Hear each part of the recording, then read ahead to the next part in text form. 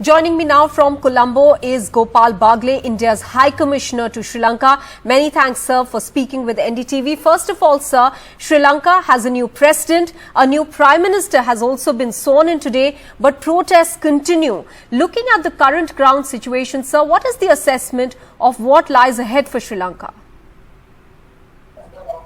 Look, as a close friend and neighbor and as a fellow democracy, India has been supportive of the people of Sri Lanka, of democracy, stability and economic recovery in Sri Lanka. And we have always said that we support the realization of the aspirations of the people within the democratic framework, within the constitutional framework, through democratic means, through democratic established institutions. And that remains our position. Sir, India has reiterated, and you're mentioning that as well, several times during these months, that it stands with the people of Sri Lanka. What is the hope for the situation, for the people to improve, especially the economic situation of the country? As you and your viewers know very well, Sri Lanka is passing through a difficult phase. Its economy has a number of aspects which need to be addressed. We can begin to think about the solution when we come up with support, and that's what India has done as a friendly country, as a neighborhood. In the neighborhood, our policy is neighborhood first, and in that neighborhood first policy, Sri Lanka has a very central place because it's our maritime neighbor. So we have come up with the support that we can. In fact, the support we have rendered to the people of Sri Lanka in the past 6 months is the most we have done ever for any country, and I think 3.8 billion US dollars have gone towards ensuring the supply of essential items such as fuel, food, medicine, fertilizers for the Sri Lankan people, and also extending help to the Central Bank of Sri Lanka from our Reserve Bank on the foreign exchange reserve front.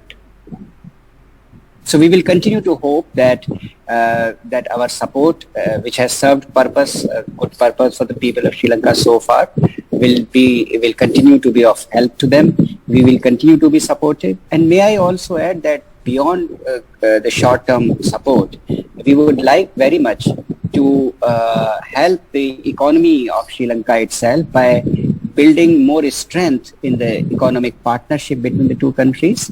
And one way to do it is, of course, promote more investment from India in the sectors of priority for Sri Lanka, such as ports, renewable energy, infrastructure, agriculture, dairying, education, information technology. And these are all the areas in which India has its own strengths.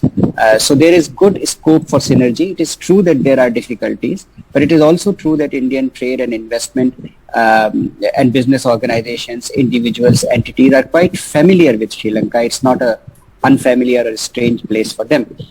So I do hope that our investment will continue to shore up the Sri Lankan economy and build more strength in it. Okay. High Commissioner, what is the sense that you get on the ground from the people? What more do they expect and what are their expectations from India? Well, you would be very happy to know that the groundswell of goodwill which the two countries share for each other is enormous. I remember that during the COVID times when India was suffering a very severe second COVID wave last year, there were spontaneous prayers across Sri Lanka in temples, in Buddhist viharas. Common people, they were praying for the well-being of people of Sri Lanka out of their own choice. Most of them were never asked also by anyone to pray for the people of India. Similarly now, not only the help from Government of India, but voluntary assistance, humanitarian assistance for medical supplies, food items. This is enormous effort on the part of individuals, entities, organizations in India to bring this assistance to Sri Lanka, and High Commission is trying to coordinate that where we can and assist in that also. All right. High Commissioner Gopal Bagle, many thanks for speaking with us. Thank you very much, ma'am. Thank you.